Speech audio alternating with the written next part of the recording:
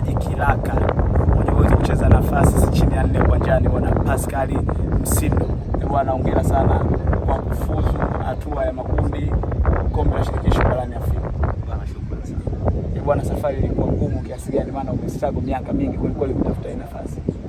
Safari ilikuwa ngumu kwa ujumla kwa sababu sisi kama klabu pamoja na wachezaji tulikuwa na malengo yao kwa kipindi cha muda mrefu, na tulikuwa tumeanza sana kwa kipindi cha muda mrefu kupambana hapa na pale, kwa tulikuwa tunakuja njiani, lakini tunamshukuru Mwenyezi Mungu, sasa ulikuwa wakati wetu, tumeweza kupambana na tumeweza kuisha timu katika hatua tofauti. Bwana anasema Sefa leo kafaa. Lile goli la mama lile huenda limetia motisha juzi, mkafanya kitu kikubwa sana. Ndio klabu pekee Tanzania ambayo kwa hatua hii awali amekula hela nyingi za mama.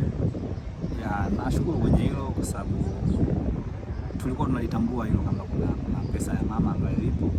Kwa hiyo sisi kama wachezaji tulijadiliana na tulitakiwa kupambana ili tuweze kuzichukua. Kasema tuzibebe nyingi. Kwa hiyo tulifanikiwa kuzikomba kadri inawezekana. Alhamdulillah tumeweza kuzipata. Novemba 4 Johannesburg, hatua ya makundi katika klabu bingwa pamoja na kombe la shirikisho ndo zinapangwa. Wewe kama mchezaji kuelekea siku hiyo unajihisi nini?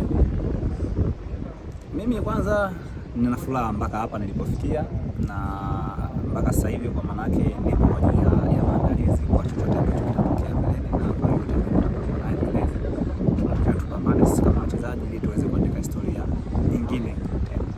Wenyewe wanakuambia mzigo mgumu mpe msukuma. Ili tarehe 30 mnakuja kuwakabili Singida Black Stars katika mission za NBC Premier League. Nyinyi kama wachezaji mmejiandaje juu ya mchezo huu? Tunajiandaa vizuri na tunategemea mchezo ambao utakuwa mgumu kwa sababu kutokana na karibu ya wachezaji ambao Singida wanao, wachezaji ambao wana wachezaji ambao experience na wachezaji wengi ambao wamecheza mashindano ya kimataifa. Kwa hiyo mchezo utakuwa mgumu, lakini kwa kuwa tupo uwanjani nyumbani, maana yake tutapambana sisi kama wachezaji ili tuweze kubakisha pointi 3 nyumbani.